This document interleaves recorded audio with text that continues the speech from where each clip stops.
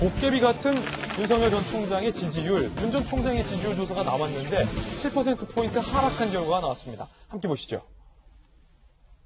자, 이 서울시장 재보선 결과와 윤 총장의 지지율에는 어떤 상관관계가 있는 걸까요? 일단 이재명 지사의 지지율은 서울시장 선거 결과와 변화가 없습니다. 24, 24.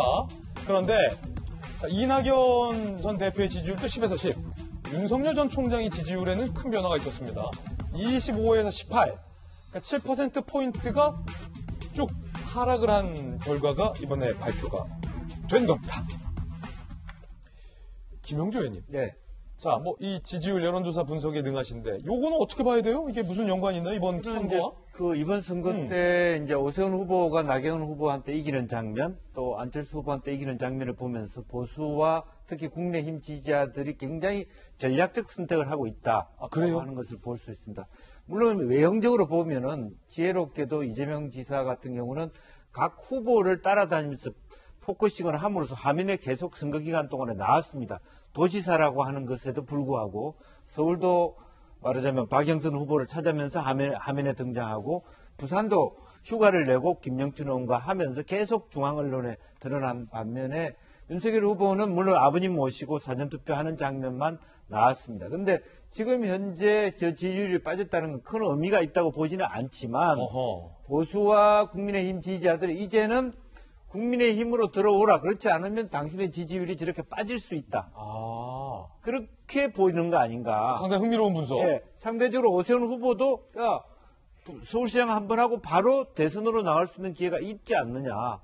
또 유승민 후보에게도 기회가 있고 홍준표 후보도 기회가 있다라고 하는 국민의힘 지지자들의 자신감이 오히려 그동안에 무작정 윤석열에게만 입당하지도 않은 그야말로 공인이었던 윤석열에만 목을 빼고 기다리던 것을 이제는 조금 너긋해졌다.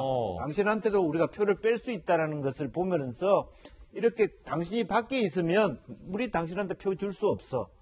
이런 부분을 말하자면 시그널을 날리고 있는 거 아닌가.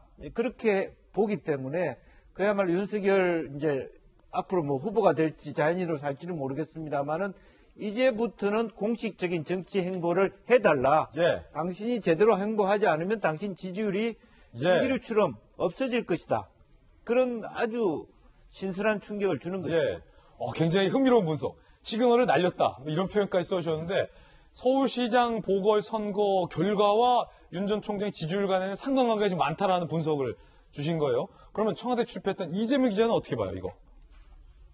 이번 여론조사 결과는 이렇게 정리할 수 있죠. 이재명 지사의 견고함, 그리고 윤석열 전 총장의 유동성, 이렇게 정리가 가능할 것 같은데. 견고함 대 유동성. 그렇죠. 이재명 지사는 확실히 견고한 지지율을 유지하고 있습니다. 계속 보궐선거 결과 관계없이 똑같은 지지율을 유지하고 있다는 자체가 굉장히 지지가 견고하다고 볼 수 있는 거죠. 지금까지 헌정사에서 정권 재창출 2번 있었습니다. 김대중 전 대통령에서 노무현 전 대통령, 그리고 이명박 전 대통령에서 박근혜 전 대통령 2번 있었는데 두 번 다 같은 진영 내에 있었지만 대결 내지는 경쟁하는 세력이 된 겁니다. 쉽게 해서 같은 주류가 된 게 아니었죠. 그런 점에서 정권 재창출의 어떤 조건이라고 할 수 있는 게 결국은 같은 진영 내에서도 차별점을 분명히 갖고 있어야 됩니다. 그런 점에서 이재명 지사한테 그냥 장점이 있다.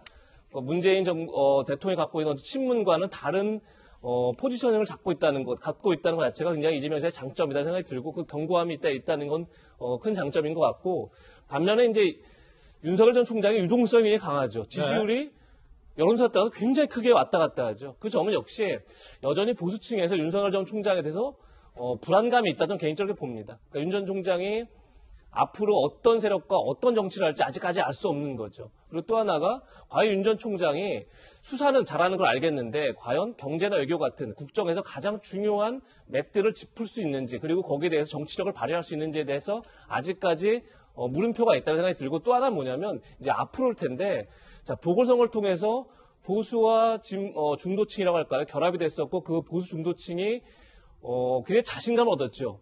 그게 그대로 이제 지금까지 윤석열 총장의 어떤 지지율에는 문재인 정부의 독주를 막을 수 있는 사람이 없다. 그렇기 때문에 윤 전 총장에게 지지율이 쏠렸었던 건데 지금 굉장히 자신감을 얻었습니다. 그럼 과연 그 자신감이 계속 윤 전 총장에 갈지 알 수 없는 거죠. 그런 점에서 앞으로 전 윤 전 총장 행보가 굉장히 빨라지지 않을까 싶습니다. 그렇지 그렇군요. 않고는 이 보수층의 지지를 계속 끌고 가기 어려울 것이다 이런 생각이 들고 그런 점에서 지금의 여론조사 결과가 굉장히 윤 전 총장 행보에 영향을 미칠 것이다 이런 생각이 듭니다.